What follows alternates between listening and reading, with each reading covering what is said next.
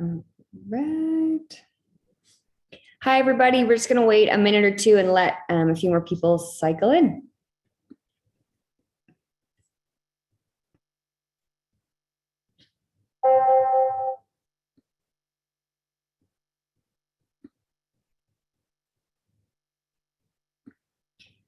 All right, while we're waiting, if anyone wants to put in some fun summer plans they have in the chat, feel free.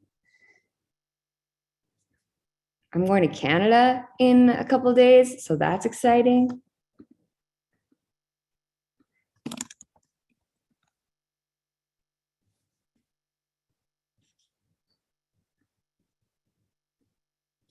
All right. Okay, well, we will get started. Thank you all so much for coming. We are happy to have you here at this Motivosity webinar. Today, Matt Dorius, our CFO, will be presenting, and I'm so excited because this presentation is truly awesome. But Matt is, yes, like I said, our CFO. And before Motivosity, he spent time as a Big Four auditor and was in leadership positions at the software companies Jolt Software and HireVue. When he's not driving finance and operation strategy at Motivosity and keeping us all together, he spends time with his wife running 3 daughters to soccer and ballet and chasing a 2-year-old boy. And I would add in occasionally throwing a backflip on the wakeboard because I've seen it done and it's pretty impressive. But with that, thanks so much, Matt, for being here. Thank you to everyone else for being here. And Matt, I will let you take it away. Great. Thanks, Carly. I'm so excited to be here. Let me get my screen up and going for you all here. All right, that coming through okay? Perfect. Well, really excited to talk today about employee engagement. It's something I think about a lot. It's something that's on a lot of everyone's mind. Hopefully, that's why you're showing up here to this webinar, I assume. And it's something that hopefully we can take some things away on how to partner better with other people in the organization. So hopefully we can bridge that gap a little bit between our finance organizations and our HR organizations and figure out how we solve problems together. So being that I am the CFO, we are going to talk about a 4-letter word, and that's math. And for those of you who are smiling, I assume you have your metrics in a good spot. And for those of you that are cringing, hopefully there's some takeaways that you can have from this webinar that will give you some ammunition and some opportunity to collaborate better with your finance teams. So we're going to start off with a short little video here, and I want you to see it. Might come through a little bit choppy, but hopefully you kind of get the gist. See if you can spot the girl in the middle that may or may not be a little bit differently engaged than her peers around her. So we'll let you watch this for a second.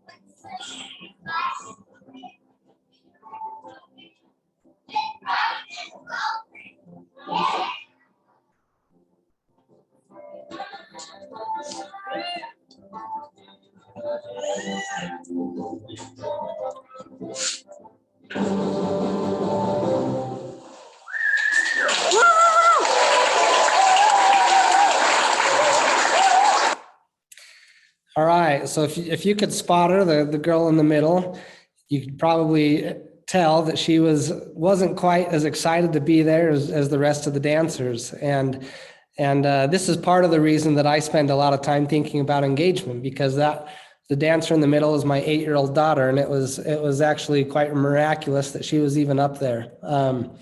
But we watched that and got a good chuckle out of it. But it's made me think a lot about how many of our employees look like that when they're showing up to work. How many employees are, if they're supposed to throw the towel way over their head, or are they just kind of flicking it up and hitting themselves in the face as they're walking through the door?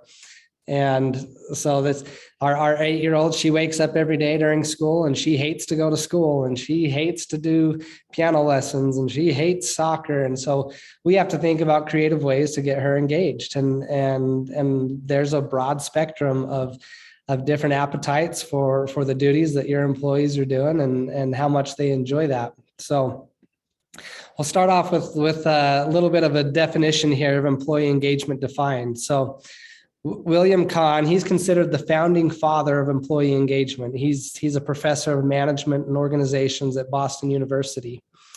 And he's been studying, researching, publishing papers on employee engagement for over 30 years.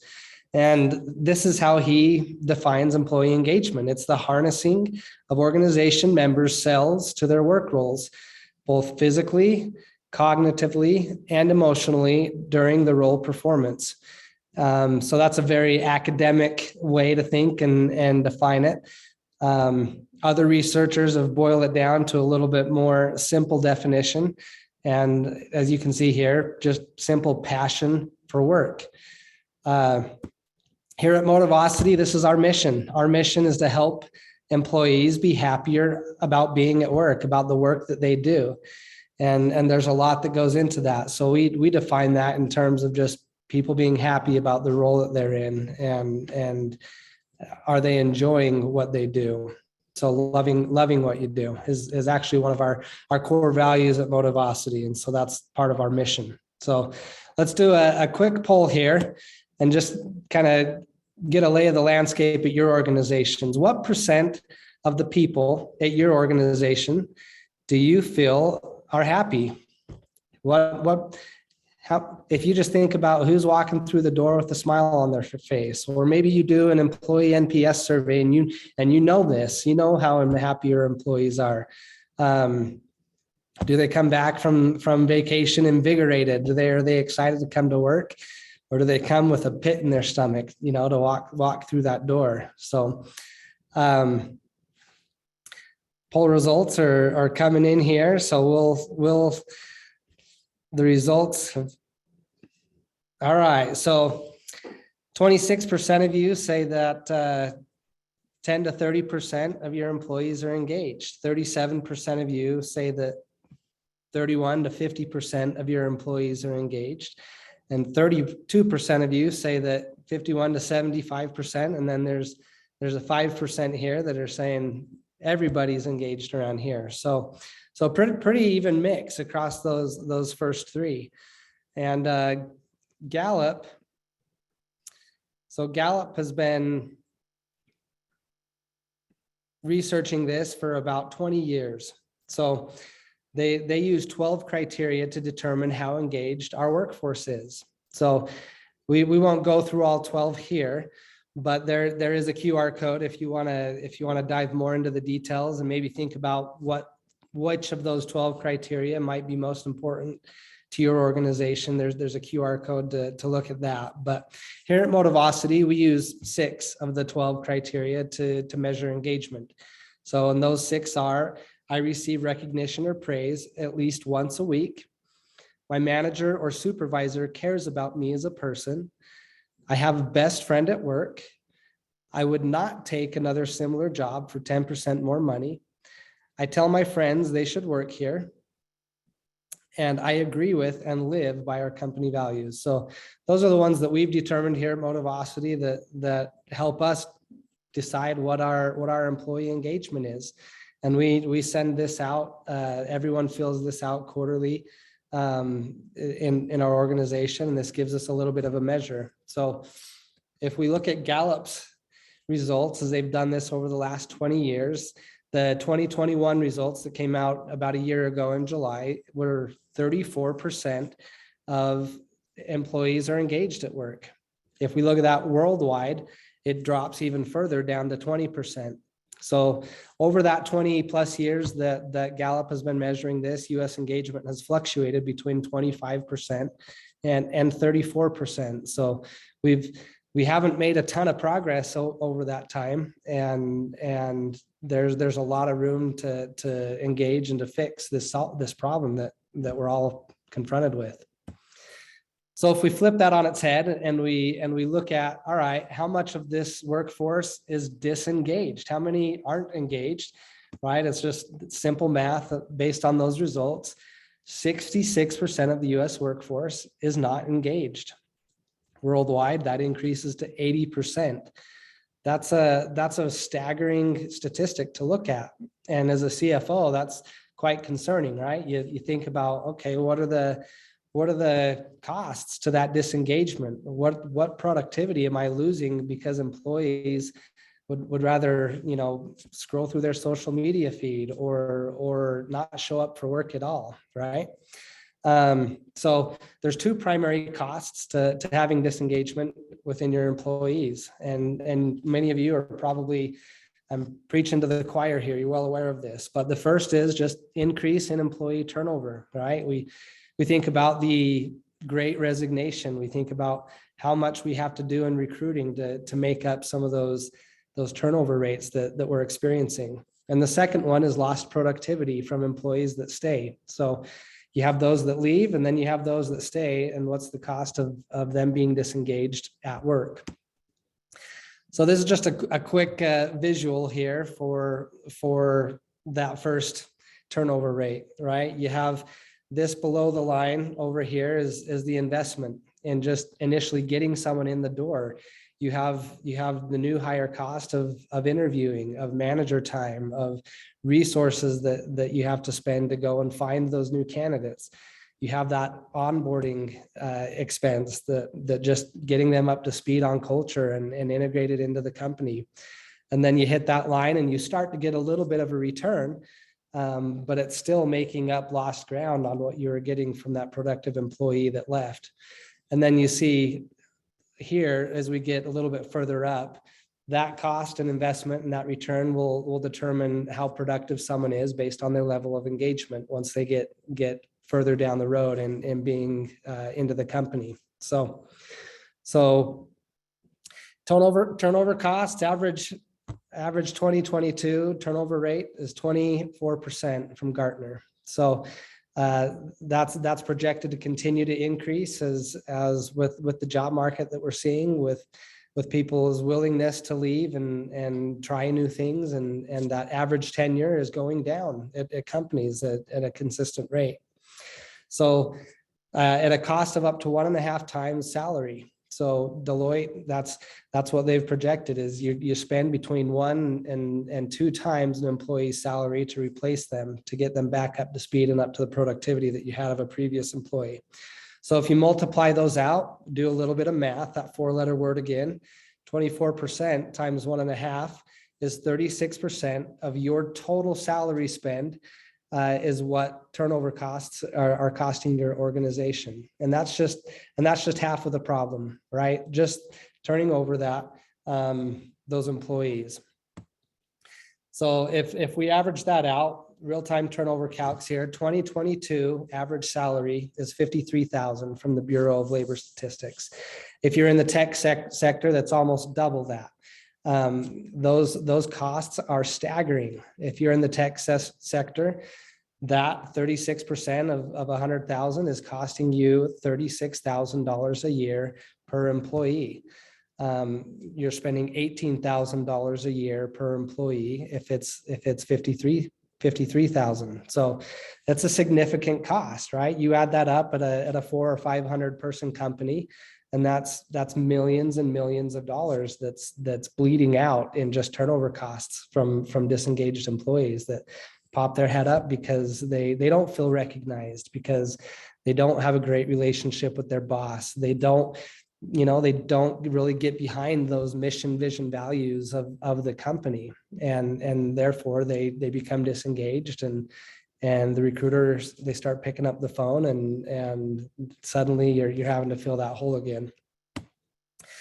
So that's cost number one. Cost number two is the cost of disengaged employees that stick around. So Gallup has found that those that stick around that are disengaged have 37% higher absenteeism, 18% lower productivity, and 15% lower profitability.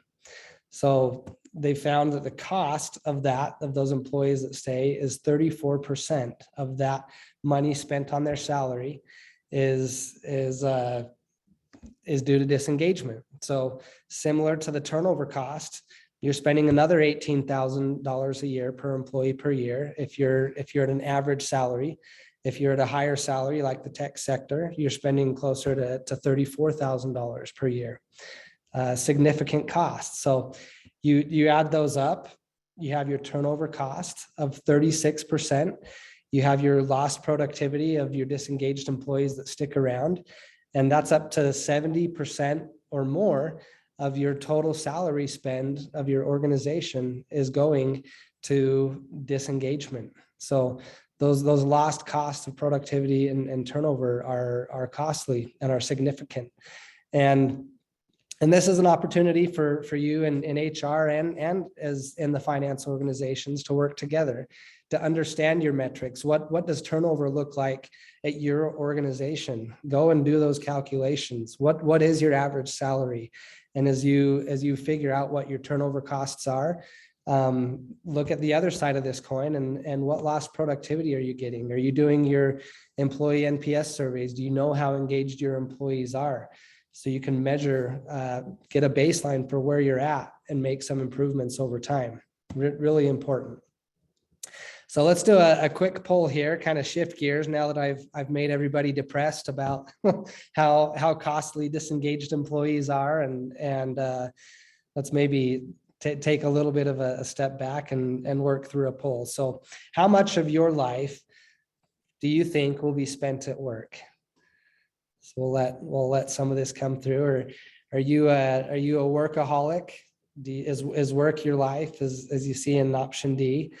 Will you spend a fourth of your life at work? Will you spend a third? Will you spend half your life? What percentage of that will you spend at work? So the polls are coming in here. So looks like about 55, 60% of you are saying you'll spend about half your life at work. 32% of you say a third of your life, 9%, a quarter of your life. And for 5% of you, work is your life. So it's probably the same 5% that said everybody's engaged around here. So that's when you know you love what you do, I suppose. Significant. Researchers, they've determined about 90,000 hours of your life are going to be spent at work. That's a third of your life will be spent at work. Life's way too short not to make it an engaging and meaningful experience to be at work, to interact well and work cross-functionally with the teams across your organization, to be invigorated by the mission, vision, values of the company, to have a meaningful relationship with your boss. A lot of times you might spend more time with your coworkers than maybe your kids at certain points in your career. So it's really important to make that time engaging. And I know I'm preaching to the choir. You all love people. That's why you went into this field of work. So kind of, as I said, that's 1/3. It's not all about the money. It's not all about the cost. We need to make it more than just showing up and being on the conveyor line and get, pounding chocolates while we're at it. So, all right. So would love to hear just in maybe the chat, what are you doing that's working, or what are some of the things that you're trying in engagement at your organization? Would love to get some ideas, and there's some great and smart people on this webinar. Would love to hear what things you're doing to get engagement at your company. I know here we use Motivosity. That's one of the things why we exist, is to make people happier and engaged at work. So we give each other, praise and recognition equally across the organization. We do fun things together as a team. I think it's super important to get that face time, especially now that we have distributed teams and remote workers. Really important to find opportunities to get people together in person and face to face, and get outside of just the Zoom interaction or the Slack or Teams or that face time is super important. So if you have any ideas as we're going through this, please feel free to throw them in the chat. All right, we're going to watch a quick video here. So on some of the things that companies that we see companies trying, and this is kind of just a fun parody. So we'll watch a couple clips here. Are you finished? Well, thank you. How thoughtful. Would you like a chocolate? Yeah, sure. Thanks. Oh, sorry, Sheldon. I almost sat in your spot. Did you? I didn't notice. Have a chocolate. Thank you.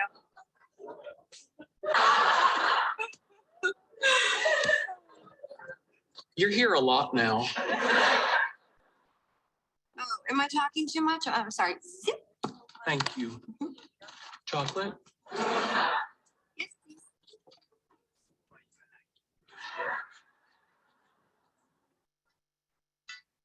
Oh, hey, Kim. Yeah, you know what? Hold on. Let me take this in the hall.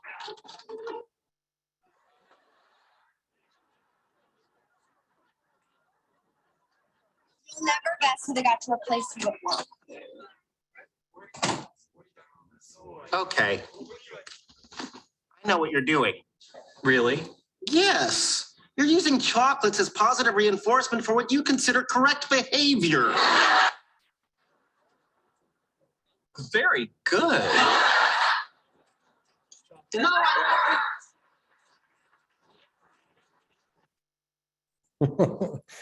All right, so yeah, we think about those things that we're using, right? Chocolates. You have Sheldon and Leonard here, and Penny, and Sheldon's obviously taking this to an extreme, right? And tongue in cheek, he's doing that. So what are some of the chocolates that we use? Some of those positive reinforcements, and those are important to think about, right? And there's a flip side to that as well. There's negative reinforcements, and so we're going to watch one more clip here, and then we'll talk through some of this. Are you saying that I am forbidden from applying a harmless, scientifically valid protocol that will make our lives better? Yes. You're forbidden. Bad, Leonard.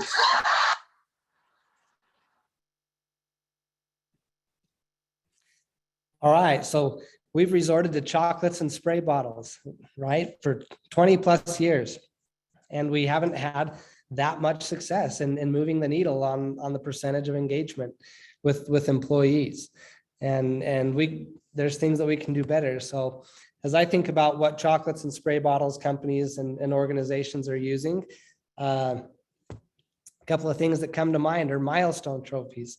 I've got a drawer full of plaques and trophies that I'll never use. Some people love those, and those are good. It felt really good to get those things, but they kind of lose their efficacy as time goes on, right? Other things might be lunches with the CEO or the executive team, or you see the employee of the month parking, or points and prizes. These things that are like chocolates that we try to reinforce good behavior with. And then on the flip side, there's the spray bottles, the negative reinforcements that we try to put out there. Annual performance reviews, right? If we could do a show of hand of how many people love annual performance reviews, there's probably very few that would put their hand up, right? It has to be more, feedback needs to be more consistent. It has to be more than just once a year. And that is so important to have that feedback and relationship with your boss, and weekly one-on-ones, and doing that more throughout the year is super important. And a lot of times we default to that once a year and use that as a spray bottle. Performance plan, same thing, right? That's one thing. The worst is just passive aggressive communication, right? Not talking to someone, or not letting someone know when there's an issue, right? That's kind of the worst spray bottle is making the comment in passing, or the blanket email that you don't really address the problem with the specific individual. So we've tried lots of these over the years, and we haven't moved that engagement needle with much success. So at its core, this is what I believe and what we believe is the solution, right? It has to go beyond spray bottles and chocolates. It has to go beyond points and prizes. It has to go beyond the employee of the month, where we throw someone up on a pedestal and kind of stand around and clap for just that one individual. We've got to figure out how to strengthen those bonds. And I'm going to put this graphic up for a little bit, and we'll spend a minute talking about it. So these at its fundamental are the core relationships that we need to fix and strengthen in each of our organizations, right? You have your company at the top. Obviously, you wouldn't have employees without the company, but there has to be a mission, there has to be vision, and there have to be values that the employees can get behind. And so maybe as a strategic and as an executive team or any team in the organization, take a step back and ask, are these mission, vision, and values something that I can get behind personally? Can my teams get behind them? Are they inspiring? Do they provide some sort of connection in the organization that people want to come together to solve a problem behind those? So, and then if you go down to the managers on the left and the employees on the right, those are the other critical relationships that need to exist, right? And there needs to triangulate between those three, the relationships. So if you look at the left-hand side, the relationship between the company and the managers, there has to be good leadership tools. There has to be trainings, right? How many times do you see an individual contributor get promoted to a manager and the team suffers just because they were a great individual contributor and they might have the potential to be a great manager, but they lack the tools, they lack the training, they lack the support, and they kind of languish a little bit in that because they need that. So providing them structure, right? At Motivosity, we provide a product called Lead that allows leaders to do their one-on-ones in a consistent and regular basis. And I have a friend at a multinational corporation here in town that he's an HR leader there, and they lost a whole department of people. I mean, they have thousands of employees, and they lost a whole department to one bad manager, and they didn't see it till it was too late. Everybody left because of that manager, and they didn't have that visibility. So having those tools and visibility into, are your managers doing the right activities? Are they having their one-on-ones? Are they providing feedback in a consistent and regular manner with their employees? So if you go down and look between the managers and the employees, that's the effective and regular one-on-ones. That is the fundamental and foundational relationship at work. People will leave a great company all day long because of a terrible boss, a terrible manager. So having visibility into that organization-wide and knowing, are your managers doing regular one-on-ones? Are they providing feedback to the employees? How is that relationship?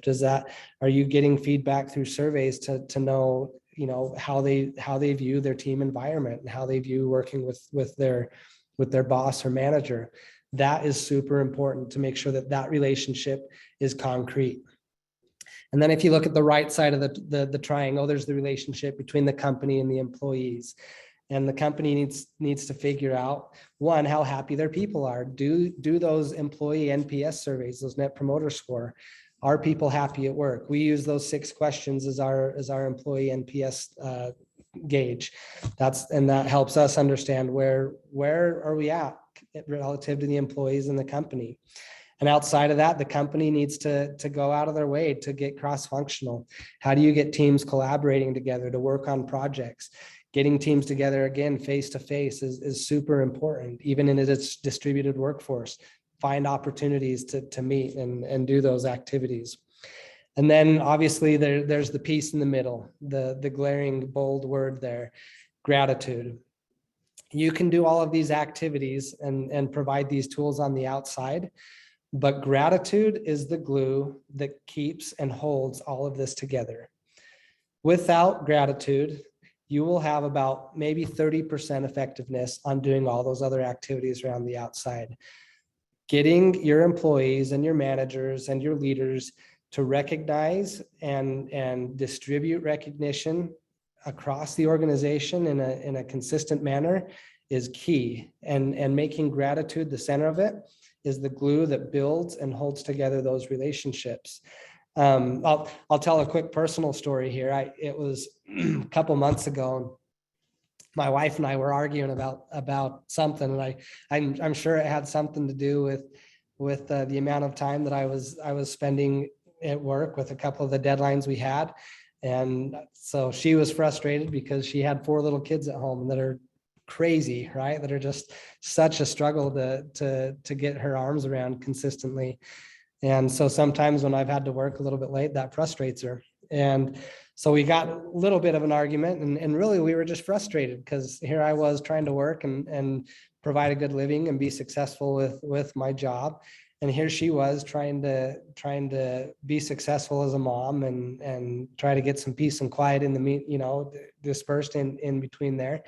And at the end of the day, we kind of took a step back after kind of talking about it and arguing about it for a minute. And really it was like, we realized, you know what, these are things that we both have to do. And we just want to be appreciated. We want our efforts to go noticed and not by the wayside. And the source of that friction wasn't the fact that I was working, and it wasn't the fact that she was spending all of her time being a good mom. It was the fact that we didn't feel appreciated enough for doing those things. And it's not because we didn't appreciate each other. It's just, we didn't say it. It's not always natural to say, thank you for doing this. And our default is to do that for, these big, grandiose things, right? And that's kind of where the employee of the month comes in. But you have to figure out a way to do it in a consistent manner. There is so much good happening in each of your organizations on the day-to-day, hour by hour, that you have to figure out how to surface that. And obviously we use our tool here at Motivosity to do that, to say thank you. I get I think $9 a month to give out to my team. And I do that in small increments, in dollar increments, and say, hey, I really appreciate your help jumping in and providing help with that contract or that report, or, hey, thanks for doing the tax filings. And that surfaces in a social media feed for the rest of the organization, right? Like, the sales guys can now appreciate that the finance guys have to deal with all the compliance, and HR can post their messages around, God, thanks for getting the annual benefits renewal in place and ready, and it just really allows the rest of the organization to appreciate so much of the good that is surfaced on a regular basis. So to tell you a little bit about an experiment I did at our house. Well, as Carly mentioned, we have three young girls and a young son now. At this time, we had 3 young girls, and as you can see, their names are Jane, Kate, and Meg. And we realized, man, they seem to just, they need to get along better. We need to have more unity. We need to figure out how to bring more light and brightness into our home, and how do we do this amongst the kids. And so we did this experiment at home. We gave each of them a giving jar and each of them a spending jar, and each week we would give them 10 dimes. So they had 10 dimes and they couldn't spend them. They couldn't put them in their piggy bank. The only way that they could come out of that giving jar is if they put one of those dimes into one of their sisters' spending jar. And to do that, they had to tell them, thank you for something specific. Thank you for being nice to me today. Thank you for making my bed. Thank you for, putting my plate away at dinner, whatever it might be. And then we told them we would do a mom store at the end of each week. So we went through this exercise, and it totally changed how they saw each other. And the dimes were fun, but that wasn't the focus. The focus was the gratitude. And that's really what made the difference in them. And pretty soon they were doing each other's chores, doing the dishes for each other. They were making their bed, clearing the table after dinner. And it made them feel so good to not only give, but to receive the thanks. And then of course they loved at the end of the week, we would get together and my wife would go to the dollar store and buy a bunch of fun treats and toys. And she would put price tags on it. And then we would take the opportunity as parents to give additional dimes out. And we would take that mom store time to say, hey, you know what? I really appreciate that you were super diligent in your piano lesson practicing this week. And it made us realize as parents, we don't do that enough. We don't tell our kids, we don't give them that reinforcement for the good things that they're doing enough. It's often so focused on stop doing this and stop doing that. And we really go about it in the wrong way. And I, like all good habits, we kind of fell off the wagon a little bit at our home in doing this, but going to revive it because it really made a huge difference in our home in making the gratitude the glue that held those relationships together between those siblings. So couple of parting thoughts here on the end of the presentation. So when you're trying to make this change in your organizations, find some inspiration on a dime. So if you look at this dime, you'll notice on the left is an olive branch. In the middle of the dime is a torch. And on the right side of the dime is the oak branch. And then you'll notice kind of in the middle of the coin there, it says e pluribus unum. So as you think about engagement at your organization, the torch in the middle signifies liberty. Your engagement program is going to have the greatest impact if you give as much freedom as possible to the employees. It can't be a top-down approach. It can't be, hey, let's let the managers and the executives give out spot bonuses here and there every once in a while as thank yous. That's good. That's a great chocolate. That's a good behavior reinforcement. But that doesn't give you that organic and peer-to-peer gratitude that's the glue that holds the organization together. So you will have about 3 times the effectiveness if you make your engagement strategy as free as possible.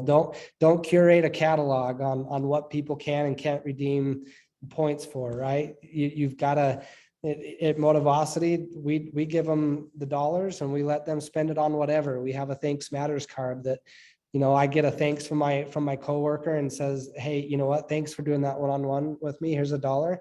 I can go swipe that the next minute for gas or groceries or those things that are important to me.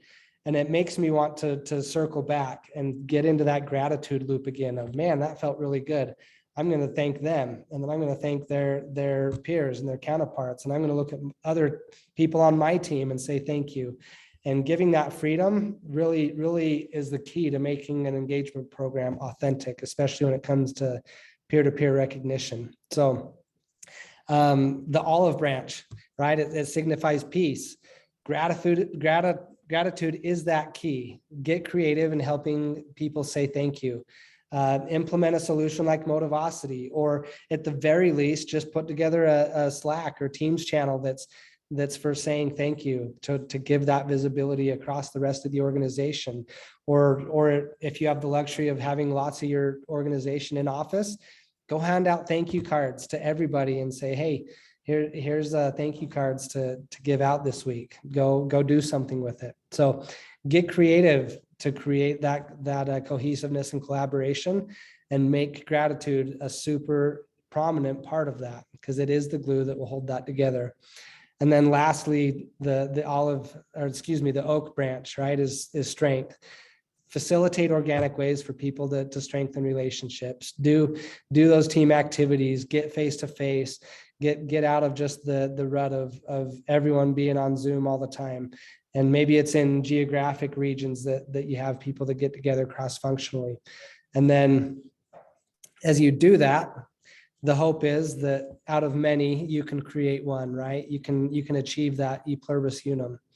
And that's and if you feel like you're the only one on the the strategic team that's thinking about employee engagement, flip that dime over and take some inspiration from Franklin Delano Roosevelt. When you reach the end of your rope, tie a knot and hang on. Put it on every agenda. pound the table with employee engagement. Fight for it for budget, right? You're gonna start planning here in the next quarter for the coming year. Put it on the agenda every meeting. Put it in there as a line item of employee engagement, and it'll provide huge returns. As Gallup has done a lot of that research, those that do achieve higher levels of engagement show that they have 20% more in sales and 21% more profitability.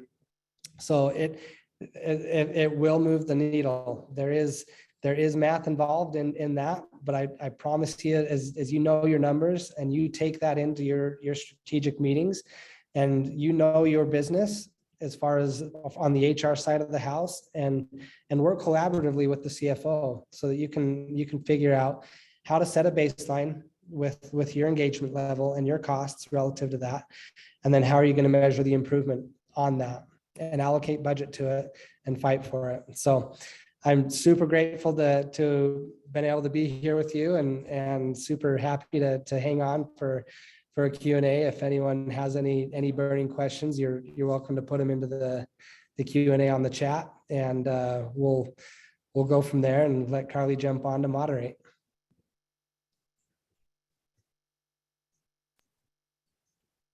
All right. Hi, everyone. Matt, thank you so much. That was fantastic. All right. Yeah. If you have any questions, feel free to put them in the chat. We do have one that came in, and I'll start with that. And then again, if you have any more, feel free to put them in. But Matt, of the 6 factors you brought up at the beginning around employee engagement, which do you think has the biggest impact?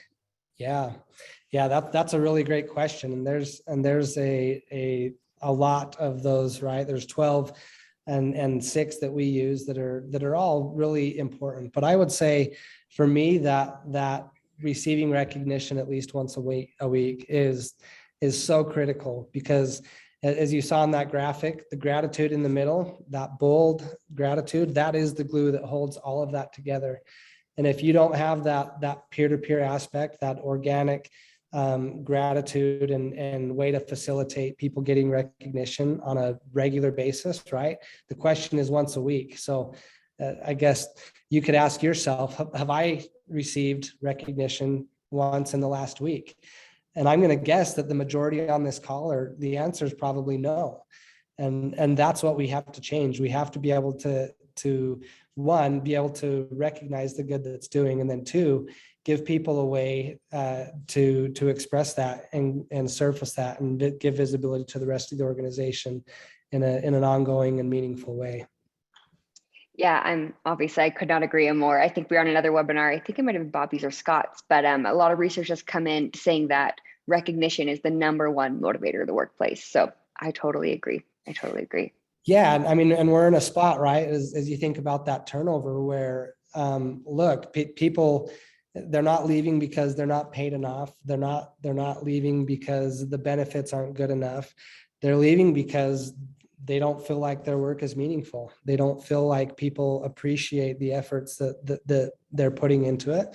And that's really the catalyst that is driving a lot of this employee turnover and the Great Resignation, is people looking for fulfillment in their efforts. And obviously the financial side has to be there. That's table stakes, but that's really what's driving the behavior around people, being at one place and being productive while being there.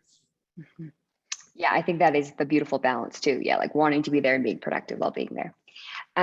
Okay, perfect. Well, no more questions have come in, which is great, because you answered everyone's questions throughout the webinar, I'm sure, Matt. So again, thanks so much for joining us. Thanks for putting together this presentation. I think it is pure gold, this information here.